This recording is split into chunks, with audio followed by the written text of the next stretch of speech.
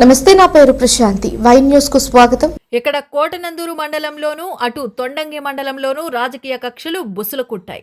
వైకాపా రక్తపు మడుగులు సృష్టించింది. రాయలసీమ ఫ్యాక్షనిజం సృష్టించిన వైకాపా శ్రేణులు కత్తులు, బీర్ బాటిల్స్ చేతబట్టి రంకెలేసి వీరంగా సృష్టించారు.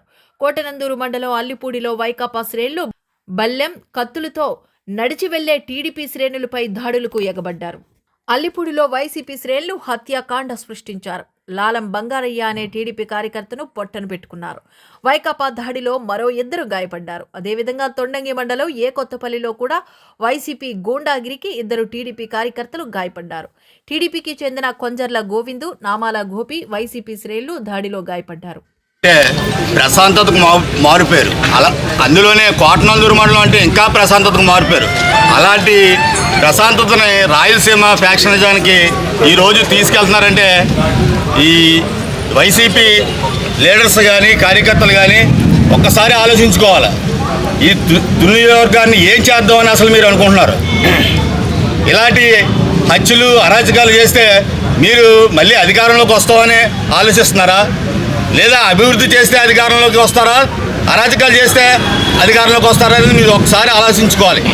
ఇప్పుడు అభివృద్ధి అనేది చేసి మీరు రాజకీయాల్లోకి అధికారంలోకి రావాలి. కానీ ఇలాగా మటర్లు చేసి, దౌర్జన్యాలు చేసి, అరాచకాలు చేస్తే మీరు ఇప్పుడే కాదు ఎప్పుడూ అధికారంలోకి రారు అనేది మీరు గుర్తించుకొని మసులుకుంటే మంచిదని తెలుగుదేశం పార్టీ తరఫున మేము కోరుతున్నాం. అలాగే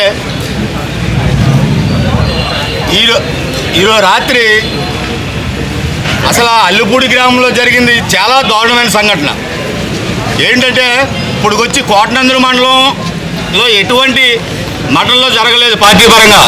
ఈరోజు ఈ వైసీపీ నాయకులు ఒక కోటనందూరు మండలాన్ని ఒక రాష్ట్ర చరిత్రలోనే మాయా మచ్చ కింద చేశారంటే ఎంత దారుణం అనేది ప్రజలు, మీ పత్రికా విలేకరులు కూడా ఒక్కసారి అర్థం చేసుకోవాలి.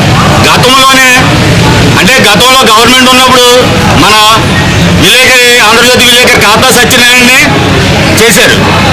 అప్పుడు ఏదో వాళ్ళ గవర్నమెంట్ ఉందనుకున్నాం. కానీ ఇప్పుడు గవర్నమెంట్ లేకుండా కూడా ఈ వైసీపీ నాయకులు, కార్యకర్తలు హత్యలు చేస్తున్నారు, దౌర్జన్యాలు చేస్తున్నారంటే వీళ్ళు ఎంత దారుణంగా ప్రవర్తిస్తున్నారనేది, వీళ్ళ అధిష్టానం కూడా వీళ్ళకి ఏ డైరెక్షన్స్ ఇస్తుందనేది ఈ ప్రభుత్వం వారు దానికి ఏ విధంగా చర్యలు తీసుకుంటారనేది కూడా మీ పత్రికాముఖంగా ప్రశ్నిస్తున్నాను.